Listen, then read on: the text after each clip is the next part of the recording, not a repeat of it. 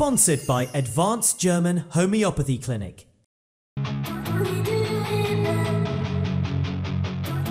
I'm Dr. Manoj Pujar, MD Homeopath, Classical Homeopath, Advanced German Homeopathy Clinic, Varicose Ulcer and Diabetic Wound Care Center.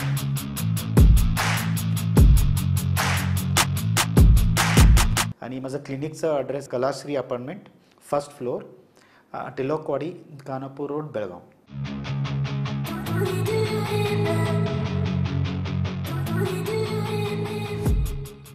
नमस्कार, मी श्वेता अंकले. Tarun Bharat news बुलेटिनमध्ये आपल्या सर्वांचे स्वागत. आता पाहूया ठळक घडामोडी. गेल्या 7 दिवसांपासून ऊसाला प्रति टन 3,500 रुपये दर देण्याच्या मागणीसाठी शेतकरी रस्त्यावर उतरले आहेत आणि आंदोलन आता तीव्र होत आहे. या पार्श्वभूमीवर मुख्यमंत्री सिद्धरामय्या यांनी उद्या साखर कारखानदारांची बैठक बोलावली असल्याची माहिती साखर मंत्री शिवानंद पाटील यांनी पत्रकारांशी बोलताना दिली. मंत्री पाटील यांनी प्रश्न उपस्थित केला की राज्यातून निवडून गेलेले केंद्रीय मंत्री प्रल्हाद जोशी, जे सध्या साखर खात्याचे अतिरिक्त कार्यभार पाहतात, आंदोलनावर का मौन आहेत? आंदोलनाला भाजप आणि विविध मठाधीशांचा पाठिंबा मिळत असून सरकारवर दबाव वाढत आहे. शेतकऱ्यांनी स्पष्ट इशारा दिला आहे की गुरुवार संध्याकाळपर्यंत निर्णय न झाल्यास राज्यव्यापी तीव्र आंदोलन छेडले जाईल. कर्नाटकात ऊस दराच्या मागणीसाठी सुरू असलेल्या आंदोलनावर साखर मंत्री शिवानंद पाटील यांनी प्रतिक्रिया दिली आहे.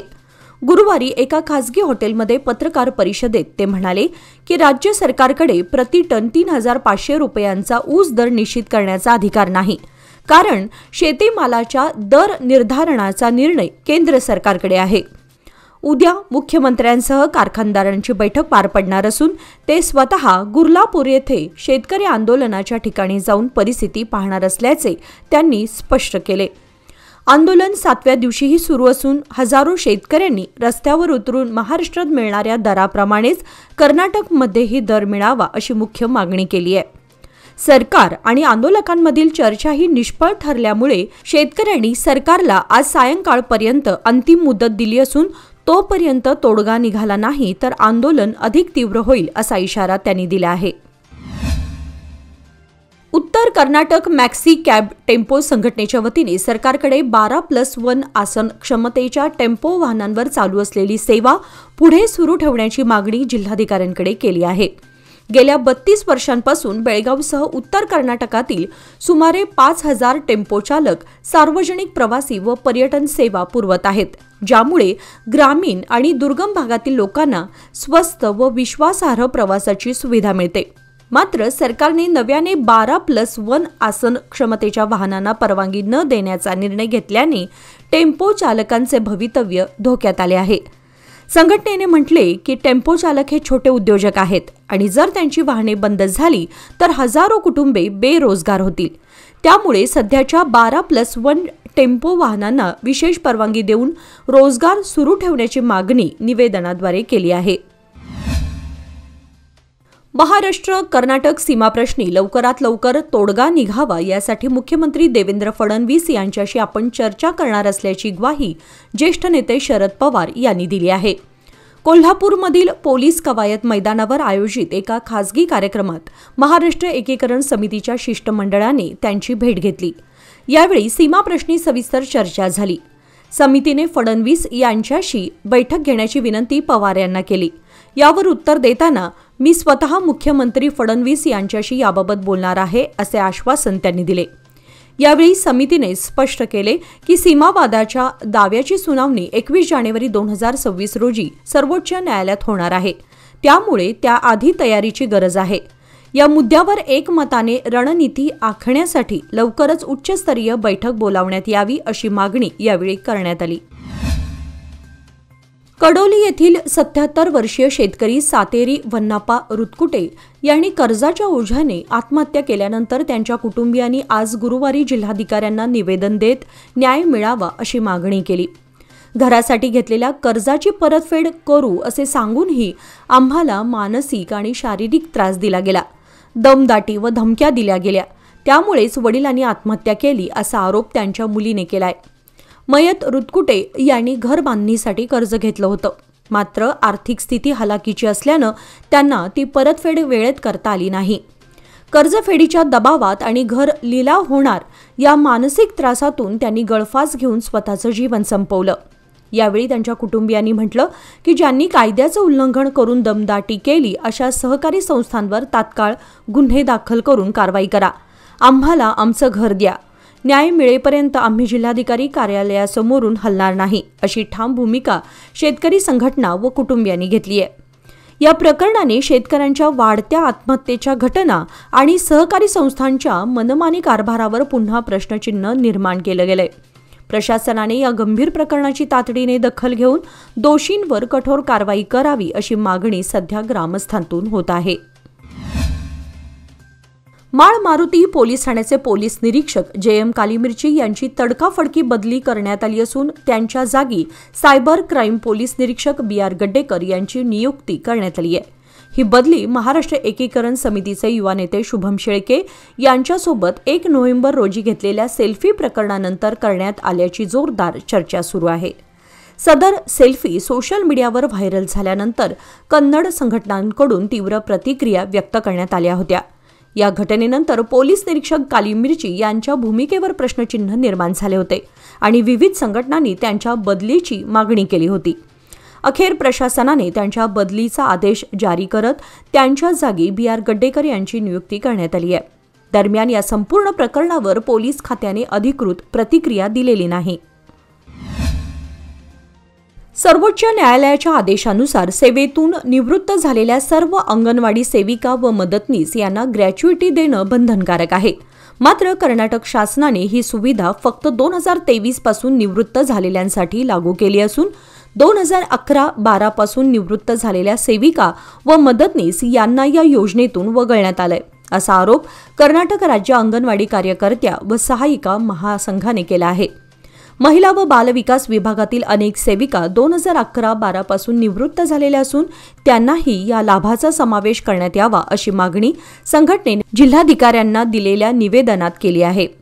शासनाचा हा निर्णय ग्रॅच्युइटी कायद्याच्या विरोधात असल्याचा आरोप करत 2011-12 पासून निवृत्त झालेल्या सर्व अंगणवाडी कर्मचाऱ्यांना तात्काळ ग्रॅच्युइटी देण्यात यावी अशी ठाम मागणी करण्यात आली आहे. या संदर्भात वकील नागेश सातेरी यांनी सरकारकडे तातडीने न्याय निर्णय घेण्याचं आवाहन केलंय. ऊस दरासाठी महाराष्ट्र व कर्नाटकामध्ये सुरू असलेल्या शेतकऱ्यांच्या आंदोलनाला पाठिंबा देत शासन व कारखानदारांचं लक्ष वेधण्यासाठी कर्नाटक राज्य शेतकरी संघटना, स्वाभिमानी शेतकरी संघटना अशा विविध संघटनांनी एकत्रितपणे येत छत्रपती शिवाजी महाराज चौकामध्ये रास्ता रोको आंदोलन केलं. पण कारखानदारांकडून दरासाठी कोणतीही तडजोड न झाल्याने आज सदलगा बंदची हाक देण्यात आली होती. नागरिकांनी आपले सर्व व्यवहार बंद ठेवून उत्स्फूर्त पाठिंबा दिला. दुकाने, बँका, सरकारी कार्यालये, शाळा बंद करण्यात आल्या होत्या. सकाळी 9 वाजता रत्नापन्ना कुंभार सर्कलमध्ये शेतकरी संघटनेचे कार्यकर्ते मोठ्या संख्येने जमा होत मोर्चामध्ये सामील झाले. शहरातील प्रमुख मार्गावरून जात छत्रपती शिवाजी महाराज चौकामध्ये मोर्चाचे सभेमध्ये रूपांतर झाले. आंदोलनात शेतकरी व संघटनांच्या कार्यकर्त्यांनी मोठ्या प्रमाणात उपस्थिती दर्शवली होती. माजी नगराध्यक्ष अभिजित पाटील, राजू अमृत समन्नवर, राजू खिचडे, रमेश पाटील, यावेळी राजू शेट्टी यांचे चिरंजीव सौरभ शेट्टी यांनी ऊस उत्पादक आंदोलकांना मार्गदर्शन केले. आंदोलनस्थळी आमदार गणेश हुक्केरी यांनी भेट देऊन शेतकऱ्यांच्या ऊस दराप्रश्नी साखर मंत्री, साखर आयुक्त यांच्या निदर्शनास आणून शेतकऱ्यांच्या मागणीचा विचार करण्यात येईल असे आश्वासन दिले. उत्तर कर्नाटकासह बेळगाव परिसरात ऊस दर वाढीच्या मागणीसाठी सुरू असलेल्या शेतकरी आंदोलनाला गंभीर वळण लागलेलं आहे. या आंदोलनादरम्यान शेतकरी लकाप्पा गुंडथाळ यांनी विष प्राशन करून आत्महत्या करण्याचा प्रयत्न केला. त्यांना तातडीने खासगी रुग्णालयात दाखल करण्यात आले असून सध्या त्यांच्यावर उपचार सुरू आहेत. या घटनेची गंभीर दखल घेत भाजपचे राज्याध्यक्ष BY विजयेंद्र यांनी काल बुधवारी रात्री रुग्णालयात जाऊन लकाप्पा गुंडथाळ यांची भेट घेतली व त्यांच्या प्रकृतीची विचारपूस केली. विजयेंद्र यांनी माध्यमांशी बोलताना सांगितले की साखर कारखानदारांकडून शेतकऱ्यांना योग्य दर मिळत नसल्याने ते आत्महत्येसारखी टोकाची पावले उचलत आहेत. हे अत्यंत दुर्दैवी असून राज्य सरकारने या प्रश्नाकडे गांभीर्याने लक्ष देणं अत्यावश्यक आहे. त्यांनी सरकारवर शेतकऱ्यांकडे दुर्लक्ष केल्याचा आरोप करत तातडीने सकारात्मक निर्णय घेण्याची मागणी केली. सध्या संपूर्ण उत्तर कर्नाटकामध्ये ऊस दर वाढीसाठी शेतकरी आंदोलन छेडत असून सरकारच्या भूमिकेबाबत तीव्र नाराजी व्यक्त केली जात आहे. बेळगाव तालुक्यातील कंग्राळी बुद्रुक आणि मरगाईनगर परिसरात 2020 साली राहण्यासाठी आलेल्या एका व्यक्तीने स्वतःची चर्च उभारून धर्मप्रचार आणि धर्मांतर सुरू केल्याचा गंभीर आरोप गावातील नागरिकांनी केला आहे. यावर तातडीने कारवाई करण्याची मागणी करत गावातील युवक आणि हिंदू संघटनांनी ग्रामपंचायतीला निवेदन दिले. निवेदनात म्हटलंय की संबंधित व्यक्ती चर्चद्वारे नियमित प्रार्थना आणि प्रेरणा सभा घेऊन गावातील अनेक लोकांना धर्मांतरासाठी आकर्षित करत आहे, ज्यामुळे स्थानिक हिंदू समाजामध्ये अस्वस्थता निर्माण झाली आहे. त्यांनी प्रशासनाला थेट इशारा दिला की प्रकरण थांबवले नाही तर आम्ही आमच्या पद्धतीने हस्तक्षेप करू. ग्रामपंचायत अधिकारी आणि पोलीस प्रशासनाने घटनेची माहिती घेतली असून लवकरच चौकशी करून आवश्यक ती कारवाई करण्यात येईल असे सूत्रांकडून सांगण्यात आले आहे. 3 दशके विश्वासाची, 30 वर्षे लोकमान्याची. सादर आहे लोकमान्य आनंदोत्सव निवेश योजना. 30 महिन्यांच्या ठेवीवर 10.50% व्याज. ज्येष्ठ नागरिकांसाठी 0.5% अधिक माहितीसाठी आमच्या नजीकच्या शाखेला भेट द्या किंवा कॉल करा 180021245050. लोकमान्य, प्रत्येक पावलावर तुमच्या सोबत. फक्त सभासदांकरिता. नियम व अटी लागू. बेळगाव महानगरपालिकेच्या आरोग्य स्थायी समितीची महत्त्वपूर्ण बैठक उद्या शुक्रवार दिनांक 7 नोव्हेंबर रोजी सकाळी 11:30 वाजता स्थायी समिती सभागृहात होणार आहे. बैठकीसाठी कौन्सिल सेक्रेटरी प्रियांका विनायक यांनी अध्यक्ष, सदस्य आणि संबंधित अधिकाऱ्यांना नोटीस पाठवली आहे. या बैठकीमध्ये 16 सप्टेंबर 2025 रोजी झालेल्या बैठकीचे इतिवृत्त वाचून त्यास मंजुरी देण्यात येईल. याशिवाय 2025-26 SFC अनुदानाच्या 7.25% आणि 5% योजनेअंतर्गत 6 ते 13 वयोगटातील मुलांसाठी सिंगल प्रीमियम पॉलिसी लागू करण्याबाबत चर्चा होणार आहे. तसेच शहर स्वच्छतेसाठी लागणारे साहित्य खरेदी, कंत्राटी पद्धतीने 4 चाकी वाहने घेण्याचा प्रस्ताव आणि अध्यक्षांच्या परवानगीने समाविष्ट होणाऱ्या इतर विषयांवरही यावेळी चर्चा केली जाणार आहे. कर्नाटकातील ऊस दरासंबंधी सुरू असलेल्या तीव्र आंदोलनाच्या पार्श्वभूमीवर राज्याचे साखर मंत्री शिवानंद पाटील यांनी जिल्हाधिकारी मोहम्मद रोशन यांच्यासोबत एका खासगी हॉटेलमध्ये गोपनीय बैठक घेतली. ही बैठक मुख्यमंत्री सिद्धरामय्या यांच्या निर्देशानुसार आयोजित करण्यात आली होती. बैठकीस साखर आयुक्त तसेच जिल्हा प्रशासनाचे वरिष्ठ अधिकारीही उपस्थित होते. वाढत्या प्रदर्शनांमुळे, रास्ता रोको आणि शेतकऱ्यांच्या रोषामुळे मंत्र्यांच्या दौऱ्याची माहिती आधीपासून सार्वजनिक करण्यात आलेली नव्हती. बैठकीदरम्यान आंदोलनाचे स्वरूप, शेतकऱ्यांच्या मागण्या आणि संभाव्य तोडग्यांवर चर्चा झाली. काही वेळातच बैठकीचा अहवाल मुख्यमंत्र्यांना पाठवला जाणार असल्याचे सांगितले गेले. शेतकऱ्यांच्या आंदोलनावर प्रशासनाने लक्ष ठेवून परिस्थिती नियंत्रणात ठेवण्याचा प्रयत्न केला जात आहे. बिहार विधानसभा निवडणुकीच्या पहिल्या टप्प्यात आज संध्याकाळी 5 वाजेपर्यंत 60.13% मतदान झाले, जे मागील 2020च्या निवडणुकीच्या तुलनेमध्ये जास्त आहे, असे निवडणूक आयोगाने सांगितले आहे. पहिल्या टप्प्यामध्ये बिहारमधील 18 जिल्ह्यातील 121 जागांसाठी मतदान झाले, ज्यामध्ये 102 सामान्य आणि 19 अनुसूचित जातींसाठी राखीव आहेत. एकूण 1314 उमेदवार रिंगणात होते, त्यापैकी 1192 पुरुष आणि 122 महिला उमेदवार होते. या टप्प्यामध्ये जवळपास 3,75,00,000 मतदारांनी आपला मतदानाचा हक्क बजावला. त्यापैकी 1,98,00,000 पुरुष, 1,76,00,000 महिला आणि 758 तृतीयपंथीय मतदार होते. मतदानाचे वातावरण अनेक भागामध्ये उत्साहवर्धक होते आणि आता सर्वांचेच लक्ष दुसऱ्या टप्प्यातील मतदानावर म्हणजेच 11 नोव्हेंबर आणि 14 नोव्हेंबरला जाहीर होणाऱ्या निकालावर आहे. दिनांक 12 नोव्हेंबर रोजी श्री काळ भैरवनाथ जयंती साजरी करण्यात येणार आहे. या निमित्ताने नाथपै चौक, शहापूर, बेळगाव येथील पुरातन श्री काळ भैरवनाथ मंदिरात विविध धार्मिक कार्यक्रमांचे आयोजन करण्यात आले आहे. जयंतीनिमित्त होम, अभिषेक, श्री काळ भैरव जन्मोत्सव, महाआरती, महापूजा यासह प्रसाद वाटपाचे कार्यक्रम पार पडणार आहेत. स्थानिक भाविक आणि श्रद्धाळू या उत्सवात मोठ्या संख्येने सहभागी होणार आहेत. या धार्मिक सोहळ्यामुळे परिसरात भक्तीचं वातावरण निर्माण होणार आहे. प्रसिद्ध वैदिक ज्योतिषी गणेश शास्त्री शुक्ल गुरुजी यांना ज्योतिषाचार्य ही मानद पदवी बहाल करण्यात आली आहे. गोवा येथील पणजीमध्ये नुकत्याच पार पडलेल्या आंतरराष्ट्रीय ज्योतिष संमेलनामध्ये त्यांना सन्मानित करण्यात आले. या संमेलनाचे आयोजन जयसिंगराव चव्हाण ज्योती संस्था कराड महाराष्ट्र यांच्या वतीने करण्यात आले होते. गोवा येथील काकुला मॉलमध्ये झालेल्या या कार्यक्रमात मुख्यमंत्री डॉक्टर प्रमोद सावंत प्रमुख पाहुणे म्हणून उपस्थित होते. या अधिवेशनामध्ये महाराष्ट्र, कर्नाटक आणि गोवा राज्यातील नामवंत ज्योतिष अभ्यासक व शास्त्रज्ञांचा गौरव करण्यात आला असून या सन्मानामुळे बेळगावचे गणेश शास्त्री शुक्ल गुरुजी यांचे कार्य अधिक उजळून निघाले आहे. महाराष्ट्र कर्नाटक सीमाप्रश्नी सर्वोच्च न्यायालयात मूळ दाव्यावर सुनावणी 21 जानेवारी 2026 रोजी होणार आहे. या पार्श्वभूमीवर तालुका महाराष्ट्र एकीकरण समितीने उच्चाधिकार समितीची तातडीने बैठक घेण्याची मागणी केली आहे. समितीचे तालुकाध्यक्ष रामचंद्र मोदगेकर यांनी महाराष्ट्राचे माजी मुख्यमंत्री आणि केंद्रीय कृषी मंत्री शरद पवार यांना निवेदनाद्वारे ही मागणी केली आहे. 1 नोव्हेंबर रोजी आयोजित काळा दिन व मूक सायकल फेरीला उत्स्फूर्त प्रतिसाद मिळाला असून या फेरीमध्ये सहभागी झालेल्या सुमारे 250 कार्यकर्त्यांवर गुन्हे दाखल झाले आहेत. समितीने सरकारकडे आक्रमक आणि सकारात्मक भूमिका घेण्याबरोबर उच्चाधिकार समितीच्या बैठकीत सीमाप्रश्नी प्रभावी कायदेशीर रणनीती तयार करण्याचे तसेच सीमा भागातील कार्यकर्त्यांवर दाखल गुन्हे मागे घेण्याचे आवाहन केले आहे. बेळगावातील उचगाव येथे वैकुंठ धामकडे जाणाऱ्या रस्त्याच्या डांबरीकरणाच्या कामाचा शुभारंभ बुधवार दिनांक 5 नोव्हेंबर रोजी उत्साहात पार पडला. या रस्त्याच्या कामामुळे ग्रामस्थांच्या दीर्घकालीन मागणीला आता मूर्त स्वरूप प्राप्त झालं आहे.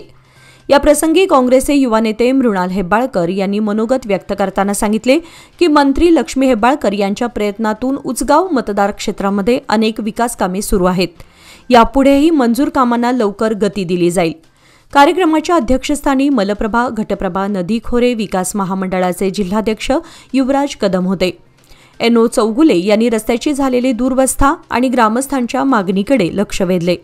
शुभारंभ प्रसंगी मृणाल हेब्बाळकर, ग्रामपंचायत सदस्य बंटी पावशे, जावेद जमादार यांच्या हस्ते पहिली कुदळ मारून कामाचा आरंभ करण्यात आला. यावेळी माजी अध्यक्षा व विद्यमान सदस्या योगिता देसाई, भारती जाधव, स्मिता खांडेकर, रूपा गोंधळी, प्रणाम राणे, मारुती खांडेकर आदी मान्यवर आणि ग्रामस्थ उपस्थित होते.